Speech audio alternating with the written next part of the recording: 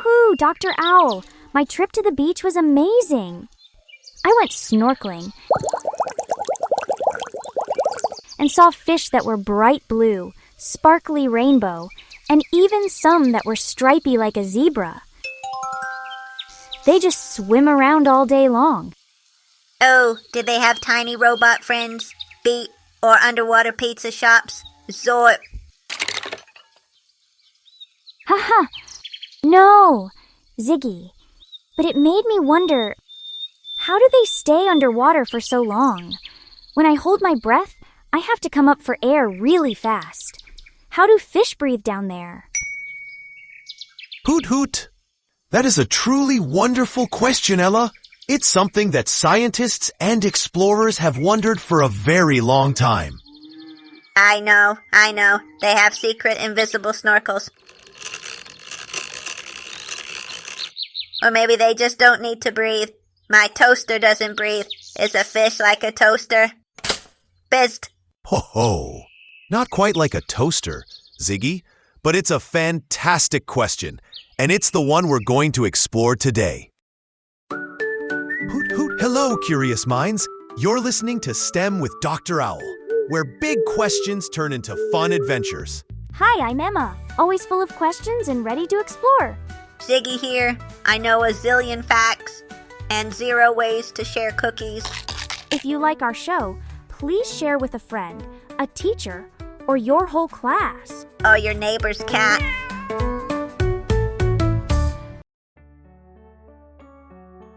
Welcome back, explorers. Before the break, Emma asked a brilliant question after her snorkeling trip. How do fish breathe underwater? Yeah, they don't come up for air like I do. That's right. Now, let's start with a little guessing game. What's something that we need to breathe that's all around us in the air, but is also hiding inside the water? Is it tiny floating cookies? Zap crunch. Silly Ziggy, I think I know. It's oxygen. Exactly, Emma. Oxygen. Humans and fish both need oxygen to live. It's like the fuel for our bodies. We get our oxygen from the air we breathe. For fish, their oxygen is mixed into the water.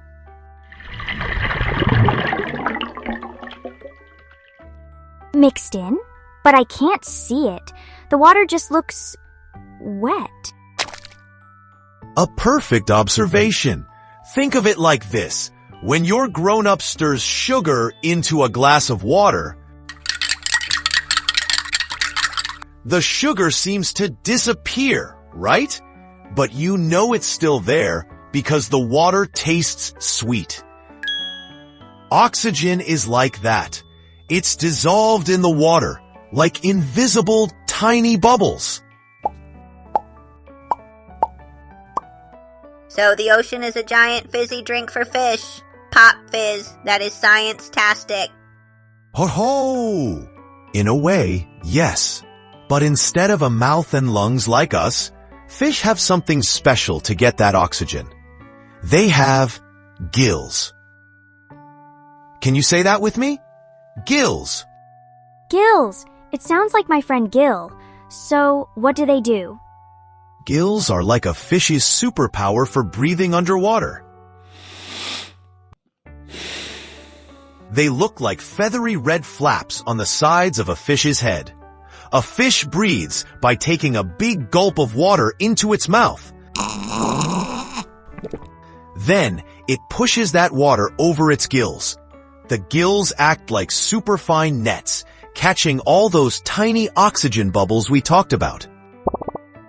So the water goes in their mouth and out the sides, but the oxygen stays? Precisely. The water washes over the gills and then flows back out into the ocean. But the fish has already grabbed the oxygen it needs. Let's all pretend to be a fish. Open your mouth like you're taking in some water. Now, puff your cheeks and let the water flow out the sides. I am trying. Blub, blub. I think I need practice. Beep, boop. Hoot hoot! You're doing great, team!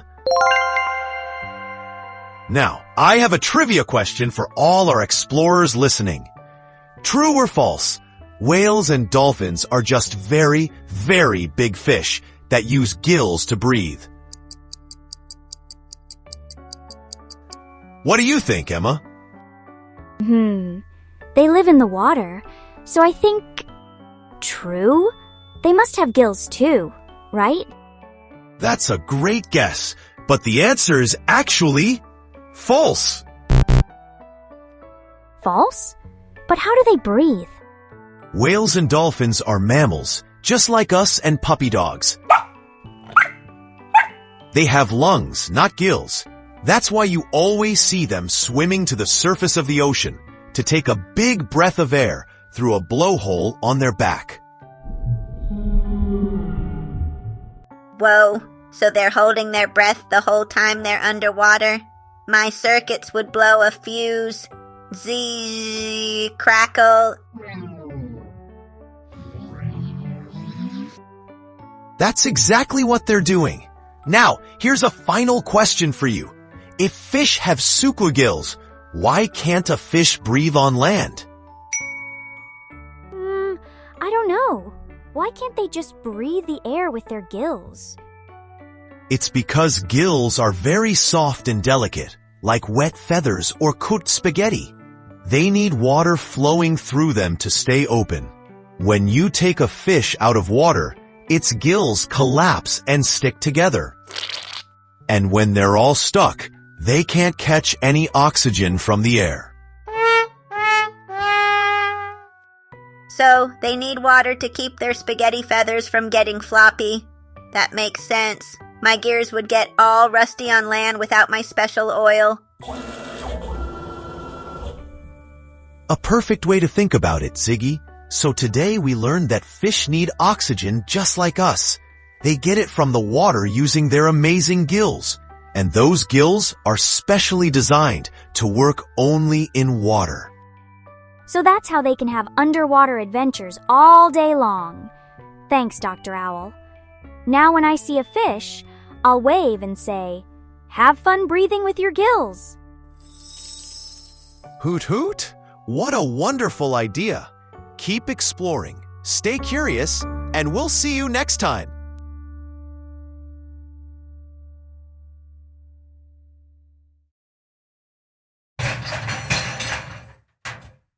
Ziggy, what is that sound?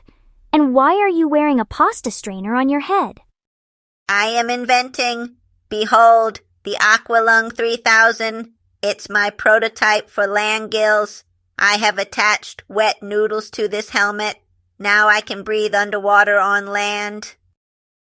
Oh, Ziggy, I think we may need to review the episode. Nonsense. Time for a test run. Activating land gills.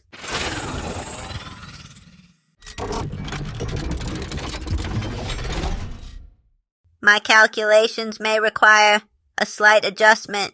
Beep. That was so much fun, Dr. Owl. I hope all our explorers had a great time too. Hoot hoot! We loved having you with us. If you don't want to miss our next adventure, follow us on your favorite podcast platform. And if you know a friend who loves exploring too, share our podcast with them. If you have a question or a topic you want to learn more about, leave us a comment. See you next time.